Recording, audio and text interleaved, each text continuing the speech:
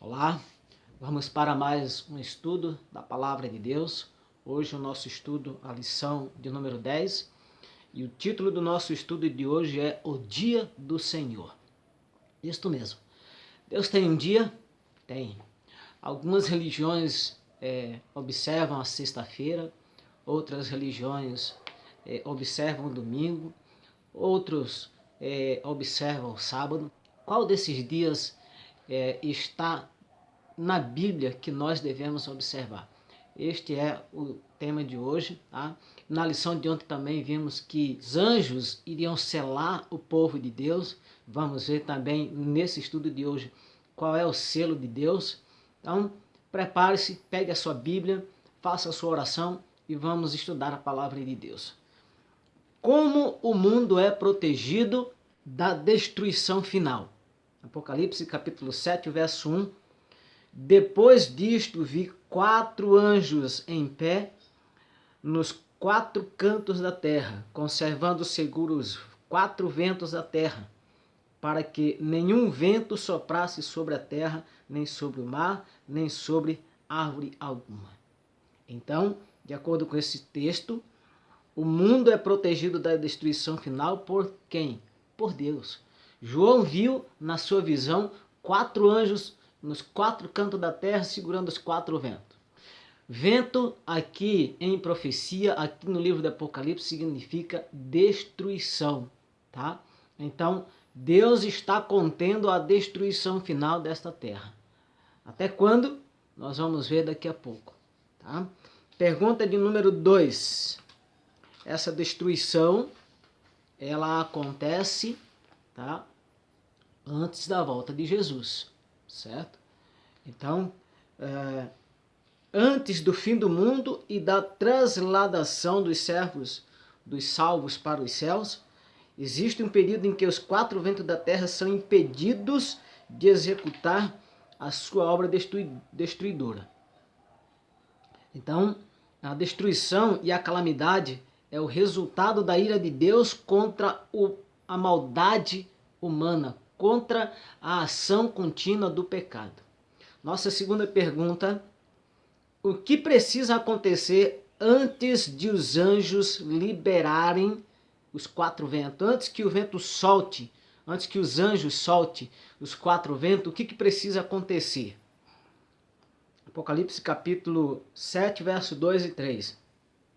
Vi outro anjo que subia do nascente do sol, tendo o selo do Deus vivo, e chamou e clamou em grande voz aos 4 anjos, aqueles aos quais fora dado fazer dano à terra e ao mar, dizendo: não danifiqueis nem a terra, nem o mar, nem as árvores, até selarmos na fronte os servos do nosso Deus. Então, o que vai acontecer antes que os 4 anjos soltem os 4 ventos, soltem os ventos? Um outro anjo irá passar pelo povo de Deus, irá selar o povo de Deus. E o que é o selo? Nós vamos descobrir agora o que é o selo. Livro de Isaías, capítulo 8 e o verso 16. Resguarda o testemunho, sela a lei no coração dos meus servos. Entenderam? Resguarda o testemunho, sela a lei no coração dos meus servos. Então, de acordo com esse texto, o selo de Deus está na sua lei. E o texto está pedindo para nós selarmos a lei no nosso coração. Tá? O selo, na antiguidade, ainda hoje também é usado como uma marca de autenticidade, de veracidade e de qualidade. E na antiguidade, certo? Era muito comum naquela época, ele dava autenticidade e importância àquilo que era colocado. Um selo, ele deveria conter 3 elementos básicos. Primeiro, o nome do governante. Segundo, o seu cargo. Terceiro, o seu território, o território do seu domínio. Essas 3 qualidades precisava ter o selo. Então, qual é o mandamento que apresenta as 3 características históricas dos selos dos tempos bíblicos. Então vamos lá para o livro de Êxodo, lá no Antigo Testamento, no capítulo 20, verso de 8 a 11. Neste capítulo nós encontramos os 10 mandamentos da lei de Deus. E nestes versos nós vamos descobrir as características do selo. E a palavra de Deus nos diz o seguinte: lembra-te do dia de sábado para o santificar. 6 dias trabalharás e farás toda a tua obra, mas o 7º dia é o sábado do Senhor teu Deus. Não farás nenhum trabalho, nem tu, nem o teu filho, nem a tua filha, nem o teu servo, nem a tua serva, nem o teu animal, nem o forasteiro das tuas portas para dentro. Porque em 6 dias fez o Senhor os céus, a terra e o mar, e tudo que nele há, e ao 7º dia descansou. Por isso o Senhor abençoou o dia de sábado e o santificou. Perceberam aqui? Aqui nesse texto nos mostra as 3 características do selo. O selo precisa ter o nome, o cargo e o território de domínio. Então, primeiro, o nome, quem é? Deus. O cargo, Criador. Em 6 dias ele fez os céus, a terra e o mar, as fontes das águas e tudo que existe. E o território de domínio, a terra, o mar, o universo. Então aqui está, querido, o selo de Deus é o sábado, o dia do Senhor, certo? É este dia que Deus reservou para que nós obedecêssemos, para que nós o guardássemos como dia santo, como dia abençoado, como dia de descanso, como um memorial ao seu santo nome, certo? Então o sábado é o único mandamento da lei de Deus, o único entre os 10 mandamentos, que apresenta todos os elementos que devem estar presentes num selo. Como o sábado é identificado nas Escrituras Sagradas? Como é que ele é identificado? Êxodo capítulo 31 e verso 17. Verso 16 e 17. Pelo que os filhos de Israel guardarão o sábado, celebrando por aliança perpétua nas suas gerações. Entre mim e os filhos de Israel é sinal para todo sempre. Porque em 6 dias fez o Senhor os céus e a terra, e o 7º dia descansou, tomou alento. Então o sábado é um sinal, certo? O texto, há muitas pessoas que se apegam ao pé da letra, né? Que o texto diz aqui, é um sinal entre mim e os filhos de Israel. Não foi somente para os filhos de Israel que Deus criou o sábado. Primeiro que quando Deus criou o sábado, não havia Israel, não havia judeu, não havia grego, não havia hebreu, havia apenas Adão e Eva. Lá em Gênesis capítulo 2, o verso 3, nos deixa isso muito claro, certo? E abençoou Deus o dia 7º e o santificou, porque nele descansou de toda a obra que como Criador fizer.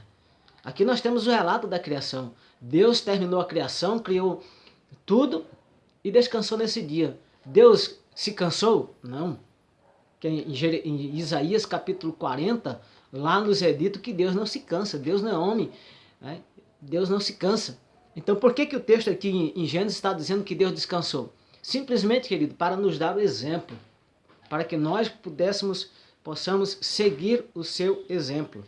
Então, não é simplesmente para os filhos de Israel. Lá em Eclesiastes, capítulo 12, 13 e 14, se não me falha a memória, nos diz o seguinte: de tudo o que se tem ouvido, a suma é: teme a Deus e guarda os seus mandamentos, porque isto é o dever de todo homem. Aqui não está dizendo que é o dever de todo hebreu, de todo Israel. Aqui está dizendo que é dever de todo homem. Ou seja, de toda geração, de toda nação. É nosso dever guardar os mandamentos de Deus.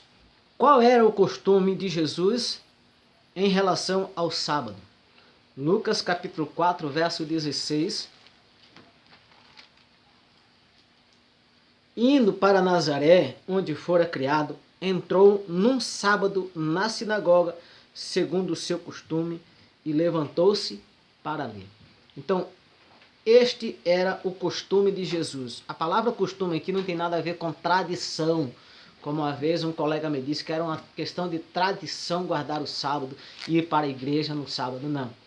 Era um hábito, a obediência, certo? Você vai à igreja por tradição. Quando você vai todos os domingos à igreja é por uma tradição. Você vai por amor, você vai porque ama a Deus. Você vai porque vai adorar a Deus. Você vai levar a tua adoração, você vai ouvir Deus falar contigo. Então Jesus e a igreja não era por uma tradição. Ele ia à igreja como ato de reconhecimento que esse dia é um dia específico, exclusivo para adorar ao Senhor, neste dia para obedecer a Deus e os seus santos mandamentos. Então a Bíblia nos diz que o sábado é um sinal perpétuo entre Deus e o seu povo. Como eu já li Êxodo 31, verso 16 e 17, certo? Demonstra claramente o sinal é para todo crente. Mais um texto que vai provar isso para você, eu não vou ler aqui para não ficar muito extenso, mas você pode pegar a sua Bíblia e ler aí, Isaías capítulo 56, o verso de 1 a 7, certo? Lá fala do eunuco, em Isaías, diz que o eunuco que se chega a Deus, Deus dará a herança para ele maior do que filhos, certo? Lá diz que também é para o estrangeiro, que o estrangeiro que guarda o sábado também é abençoado como qualquer outra nação, certo? Em Mateus capítulo 12 e o verso 12, esse texto é muito importante. Existe pessoas que dizem que Jesus não guardou o sábado porque trabalhou no dia de sábado. Qual era o trabalho de Jesus, querido? Jesus era carpinteiro, como vocês sabem. Mas no sábado, Jesus não estava na carpintaria. A carpintaria estava fechada, certo? E aqui, no capítulo 12 e o verso 12 de Mateus, Jesus diz o seguinte. Vou começar do verso 9 para você entender aqui o contexto da história. Tá? É a história de um homem que tinha uma mão atrofiada, certo? E Jesus chegou ali e foi curar aquele homem. Acompanhe comigo o texto. Tendo Jesus partido dali, entrou na sinagoga deles. Achava-se ali um homem que tinha uma das mãos ressequida. E eles quem? Os fariseus. Então, com o intuito de acusar Jesus, perguntaram a ele, é lícito curar no sábado? Ao que lhes respondeu, qual dentre vós será o homem que, tendo uma ovelha, e num sábado esta cair numa cova, não fará todo o esforço tirando-a dali? Ora, quanto mais vale um homem do que uma ovelha?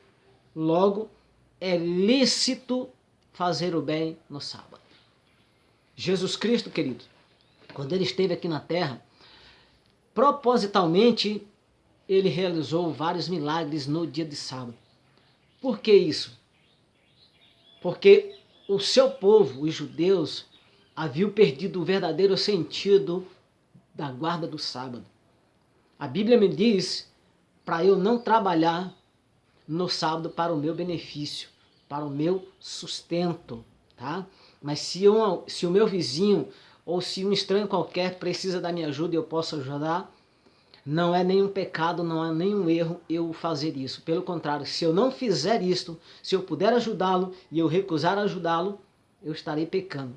Porque a palavra de Deus lá no livro de Tiago, capítulo 4 e o verso 17, se não me falha a memória, me diz o seguinte, portanto, aquele que sabe que deve fazer o bem e não faz, nisto está pecando. Então, se no dia de sábado, meu vizinho ou qualquer outra pessoa precisa da minha ajuda e eu me recusar aí, não, hoje eu não vou poder te ajudar porque hoje é sábado e eu não posso fazer nenhum tipo de esforço, eu estou pecando, querido, certo? Então, Jesus Cristo diz que no dia de sábado não há nenhum problema em ajudar. É lícito fazer o bem. E os fariseus estavam querendo acusar a Jesus, porque para eles, uma ovelha, um camelo, era muito mais valioso do que o ser humano.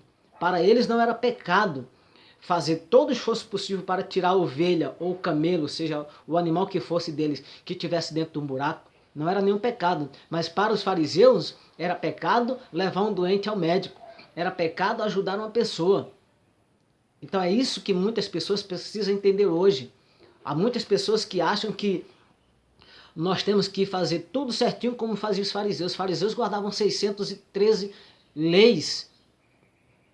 Eles fizeram do sábado um fardo pesado que não podia ser suportado. Nem eles obedeciam, nem eles guardavam e ninguém conseguia guardar da forma como eles queriam que fosse feito. Eles saíram colocando coisas, normas em cima de normas, preceito em cima de preceito que não tinha nada a ver com o verdadeiro sentido do sábado, querido. O sábado é um dia de bênção, o sábado é um dia de alegria, o sábado é um dia de paz, um dia de amor, abençoado, certo? Então não há nenhum pecado em ajudar uma pessoa no sábado. Para aqueles que são mecânicos, encontrar uma pessoa no caminho, precisa consertar o carro e ir lá consertar o carro dele, ele não deve cobrar nada por isso. Esse é o verdadeiro sentido da guarda do sábado. O que Daniel profetizou quanto ao ataque do inimigo a Deus e a seu povo e a sua lei? Daniel capítulo 7, verso 25. A palavra do Senhor nos diz o seguinte: proferirá a palavra contra o Altíssimo, magoará os santos dos santos e cuidará em mudar os tempos e a lei, e os santos lhe serão entregues nas suas mãos por um tempo, 2 tempos e metade de um tempo. Cerca de 600 anos antes de Cristo, Daniel profetizou que a sua lei, que a lei de Deus seria atacada, que o povo de Deus seria atacado. E em seu ministério, Cristo foi enfático ao declarar que ele não veio mudar a lei. Isso está escrito em Mateus capítulo 5, verso 17 e 19. E a palavra do Senhor nos diz o seguinte, ó: não penseis que vim revogar a lei e os profetas. Não vim para revogar, vim para cumprir. Porque em verdade vos digo, até que o céu e a terra passem, nem um i ou um tio jamais passará da lei, até que tudo se cumpra. Aquele, pois, que violar um desses mandamentos, posto que dos menores, e assim ensinar aos homens, será considerado mínimo no reino dos céus. Aquele, porém, que os observar e ensinar, esse será considerado grande no reino dos céus. Perceberam, queridos? Deus não veio revogar, Deus não veio abolir, Deus não veio invalidar nenhum dos seus mandamentos.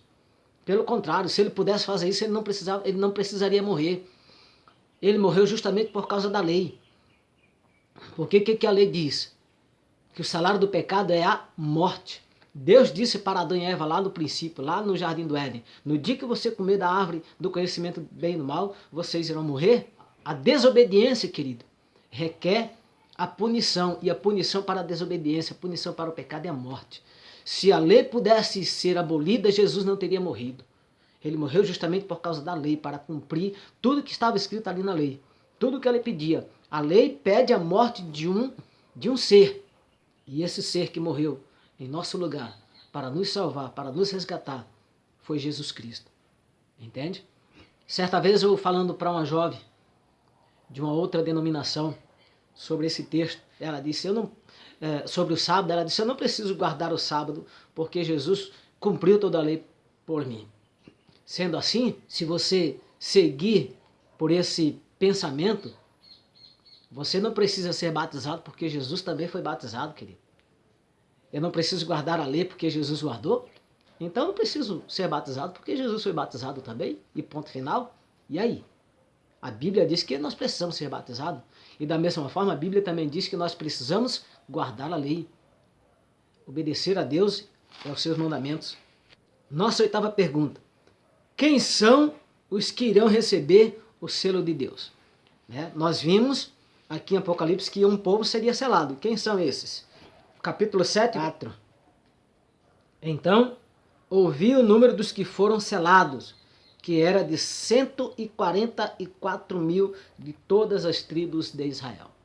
Então, o capítulo 7 identifica e descreve aqueles que permanecerão de pé diante de Cristo em sua segunda vinda.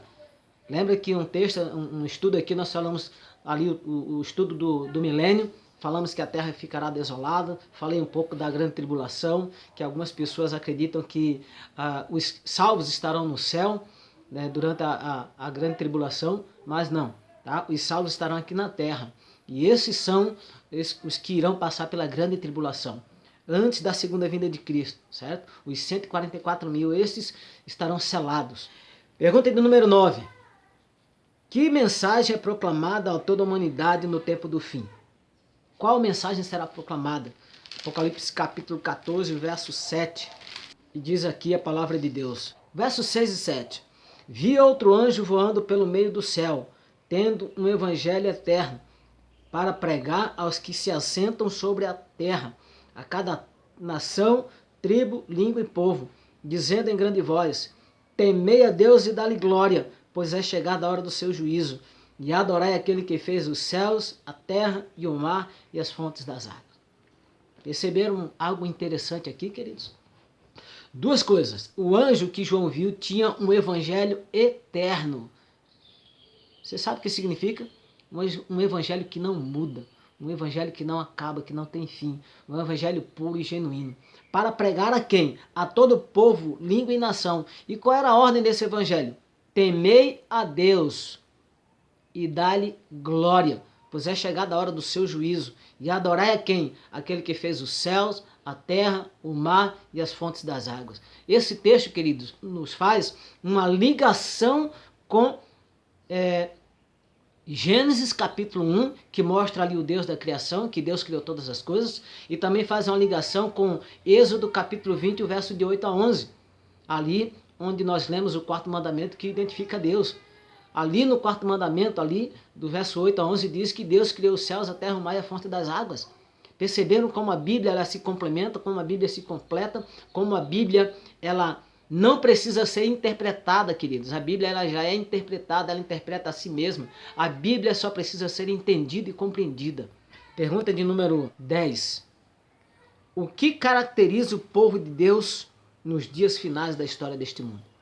Qual é a característica do povo de Deus nos últimos dias da história deste mundo? Capítulo 14, verso 12, a palavra do Senhor nos diz o seguinte: aqui está a perseverança dos santos, os que guardam os mandamentos de Deus e têm o testemunho e a fé em Jesus. Os que guardam os mandamentos de Deus e a fé em Jesus. Essa é a característica do povo de Deus, querido. E eu pergunto para você nessa manhã: você guarda os mandamentos de Deus? Todos os 10 mandamentos? Ou você guarda apenas 9? Aonde é que está escrito que Jesus ressuscitou no domingo e por ele ter ressuscitado no domingo, agora não precisamos mais guardar o sábado? Me mostre um versículo na Bíblia que fale isso. Esse argumento de que não precisa mais guardar o sábado porque Jesus ressuscitou no domingo, esse é um argumento da Igreja Católica, querido. Não é um argumento da Bíblia, não é um argumento de Jesus, não é um argumento dos apóstolos, não é um argumento de Deus. É um argumento, é uma tradição, é um preceito de homem. E entre o que o homem fala e o que Deus fala, você vai ficar com quem? Você vai obedecer a quem? Você prefere obedecer ao seu pastor ou a Deus? Ah, o meu pastor diz que é assim, que eu não preciso guardar o sábado por causa disso e disso. Aonde é que está escrito isso, querido? Eu quero ler com vocês mais alguns textos da palavra de Deus. Olha o que a palavra de Deus fala em 1 João, capítulo 3, e o verso 4, diz o seguinte: todo aquele que pratica o pecado também transgride a lei, porque o pecado é a transgressão da lei. Entenderam, queridos? Transgressão da lei.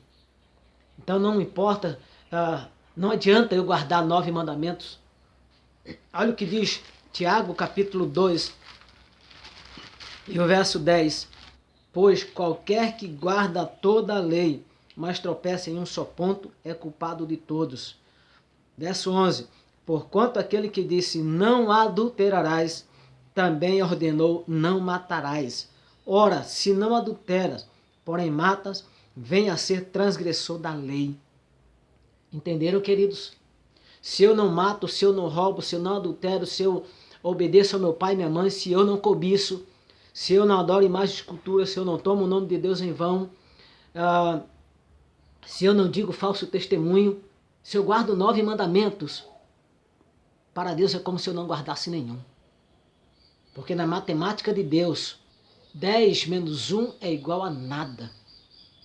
Olha o que mais diz aqui a palavra de Deus, voltando aqui à epístola de 1 João, capítulo 2, verso 4 e 5.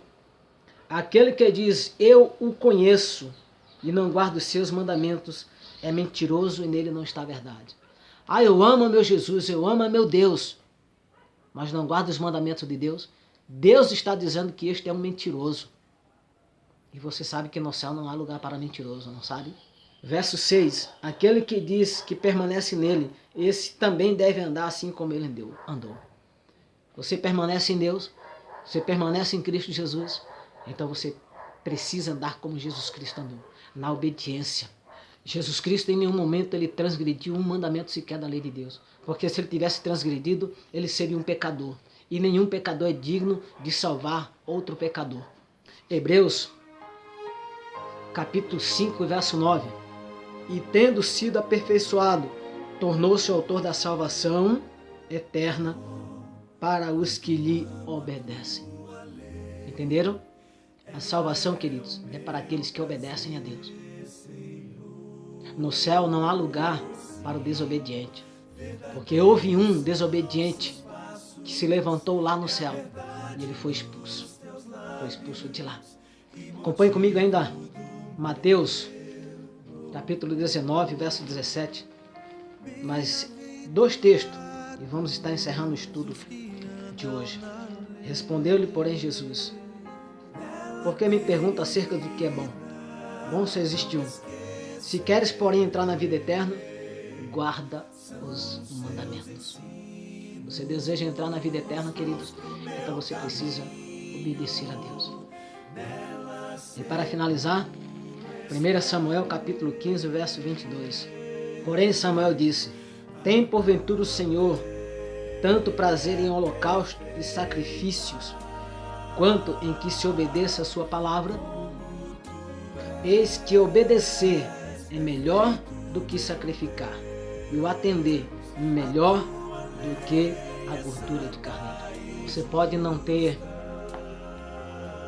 muita coisa para oferecer para Deus, mas Deus não está interessado em grandes coisas. Deus está interessado apenas no seu coração, querido. Deus está interessado apenas em que você obedeça aos mandamentos dele, e que você guarde os mandamentos de Deus. É a única coisa que importa para Deus. Não adianta dar uma grande oferta para Deus. Não adianta fazer grandes sacrifícios e não obedecer a sua palavra, não obedecer aos seus mandamentos, queridos. Deus deseja que você esteja lá no céu, querido. Deus deseja te dar a coroa da vida eterna. Mas para receber a coroa da vida eterna, você precisa obedecer a Deus. Você precisa guardar os mandamentos de Deus. Você precisa guardar o sábado, querido. Pois o sábado é o sinal entre nós e Deus. O sábado é o sinal daqueles que amam a Deus. Não se engane com fábulas humanas.